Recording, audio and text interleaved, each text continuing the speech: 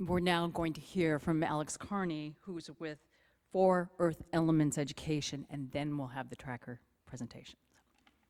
Thank you. Good morning, everybody. My name is Alex. As a disclaimer, I'm actually a Marine, so I'm definitely not as enlightened as the people who went before me, but I'll do my best here. You know, the story of how I met Justin actually starts probably like maybe like a century ago. You know, that was a time in America, like post-Civil War, where we were pushing west and we were displacing Native American tribes as we went and pushing them on our reservations. So one particular tribe, the Apache, people are very familiar with, was one of the last tribes that you know, stood out against American expansion into the Southwest in particular. But even the Apache, you know, eventually got pushed onto reservations. And as anybody knows, you know, a little bit about Native American history or Indian history, we tended to pick like the worst possible locations for Native reservations and shove as many Native people on there. In one particular tribe, the Lipan Apache, down in the southwest, kind of near the Texas, New Mexico, northern Mexico border, was one of the last tribes to kind of still live in a very pure hunter-gatherer way. And there was one individual in that tribe, a man named Stalking Wolf. It came from his ability to sneak up to wolves and touch them without them knowing, wolves being one of the most aware animals out there. His name was Stalking Wolf, and his tribe was getting pushed on the reservations as well. His mission was basically to leave his tribe, and he went around North and South America gathering native knowledge from the last elders of different tribes around this entire continent before they were pushed onto reservations. So we did a pretty good job of like eliminating native knowledge through substances and disease. But you know, what Stalking Wolf did is he basically traveled around to these last groups of Indians, found knowledge and gathered it. He actually ended up in southern New Jersey, of all places, in the 50s, and he found two redneck 7-year-old boys, and he ended up staying in southern New Jersey in the Pine Barrens of South Jersey and teaching these two young boys for about a decade and mentoring them in the art of wilderness survival and tracking, wilderness skills, nature awareness, Native American philosophy. One of those boys, Tom Brown Jr., started a school in South Jersey. It's known as the Tracker School, or Tom Brown's Tracker School. It's one of the most famous places in the world to learn how to track. And he mentored those two boys in the Pine Barrens, and they eventually set up a school there, and people don't think of New Jersey as very wildernessy, but kind of deep in the Pine Barrens, there's some pretty big tracts of land. And they set up a school where the two boys were mentored by Stalking Wolf. When I was a kid, they were just starting programs for kids, and I showed up there, and we were mentored as kids in how to track animals, how to stalk up to animals and touch them without them knowing, how to listen to bird calls and know what was happening in the forest around us, how to make fire from just rubbing two sticks, how to jump in an icy lake and then make a shelter to keep yourself warm. We were mentored in these skills. We tried as kids, as we got older and older, to keep coming back to that camp, to bring children back and to mentor children in the way that we were mentored. And that's how I met Justin. So every spring and fall, we would have people come into camp, and we would take these groups of teenagers and we would mentor them in the ways of survival, tracking. We did a lot of martial arts, so our days might, you know, represent, we'd wake up, we'd go do a bunch of martial arts, then we'd go, you know, to a place in the woods where we'd study bird language, then we'd go track deer all day, and then, you know, the kids would run around all night while we hunted them with bows and arrows, and they'd have to evade us and things like that. So, you know, things a young man should definitely know how to do, and a young lady. And I think that, you know, if you really want to test the character of particularly of a young man, you take away their food source for a day, and you say they have to build a trap and they're not going to get food until they do that, and you really see people's character come out. And what strikes me about Justin, you know, people have kind of talked a little bit about his quiet sincerity, and I definitely agree with that. When you put people, especially young boys who are hungry in a survival situation, you can really see their characters come to the surface very quickly. And you know, what strikes me about Justin in particular is that you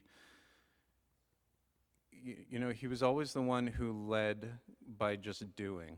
And that's a thing that's hard to teach as a mentor. You know, some people just have that ability. They don't order people around necessarily, that's not their leadership style. But no matter how hungry they are or how tired they are, they're not going to complain. And they're just going to lead by example and by getting dirty and doing what they have to do. And, you know, when I was thinking about this today, that's really what struck me about Justin the most, and something I wish my kids honestly had a little bit more of, because when he was tired and hungry, and you know, had the opportunity to complain and say no to things, that was not what he did. So, you know, that's something that I think it's tough to teach. So I don't know if that's your character or what, but that's something that's you know, hard to come by in kids. And I think that, you know, to kind of tie this all together here, you know, we do a lot of martial arts with kids in the woods as well, along with wilderness skills. And there's something that I've noticed mentoring a lot of teenage boys in particular, but girls as well, that when you combined the physicality and the protective kind of spirit of martial arts with connection to nature, you come up with a really unique individual. Because in martial arts, you know, you're learning not only how to keep yourself safe, but you're learning how to keep other people safe around you. And people, you know, one of the hardest things in our culture in particular is how do you teach young boys how to be people of character and how to act ethically? And I think maybe paradoxically, you've got to teach them martial arts first. Because if they're not brave enough to protect themselves and protect other people around them, and they don't have those skills, they're not going to be brave enough to make hard decisions, you know, when you're not watching them. So that's item one. Item two is when you can really connect someone deeply to nature, there's a sensitivity that develops in them and kind of a connection to the sacredness of life. And especially when they learn how to survive in the woods, they realize how little they need to actually be comfortable and survive. The amount of fear that they have as they walk through life goes down dramatically. So we found then kind of our mentorship style when we connected the martial arts with deep nature connection, you could create really unique, powerful individuals with a lot of potential. And I think that as I look at this like list of lineages that Justin was connected to. You know, we have Buddhism, we have Jewish traditions, astrology, you know, Montessori, which came out of how to educate kids during the First World War, Boy Scouts, which came out of military, you know, British military officers working with African and Indian tribes and what they learned with them. We have Taekwondo that, you know, originated out of the feudal period of warfare in Korea. I mean, and we have this particular lineage that, you know, really came out of the American continent from Apache traditions, but really all these other cultures. I mean, that is an unbelievable amount of lineages that's feeding into this one kid. And I think it's pretty disappointing to me because I think that when you look at Justin, you almost see like a gathering of so much potential. And, you know, I just wonder where that potential would have gone. You know, it definitely makes me sad.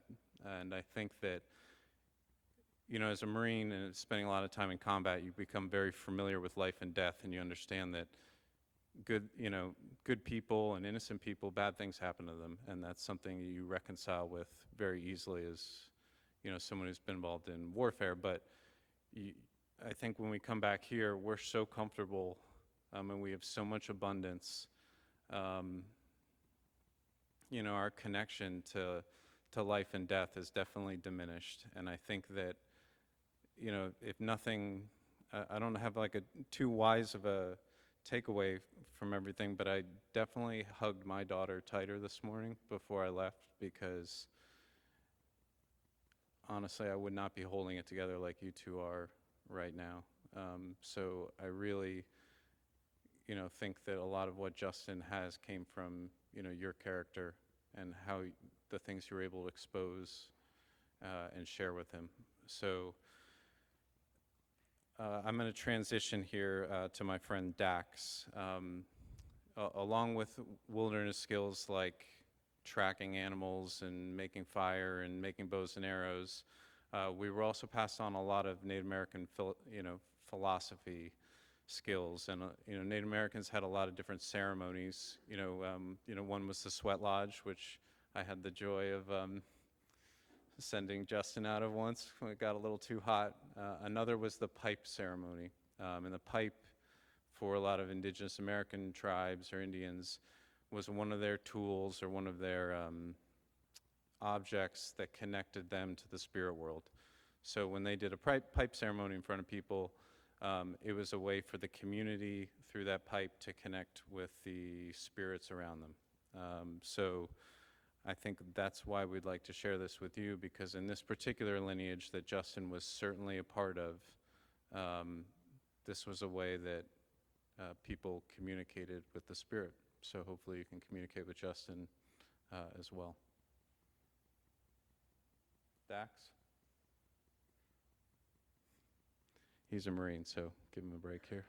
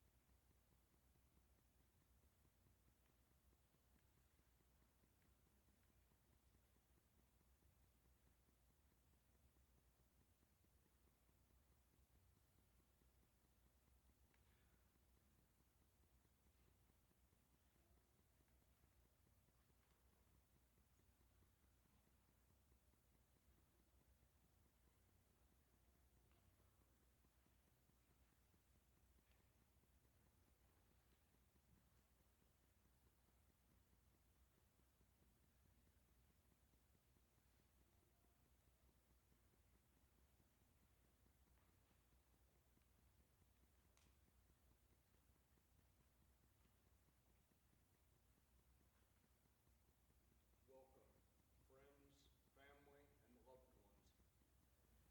We've gathered here today to celebrate the life of Justin.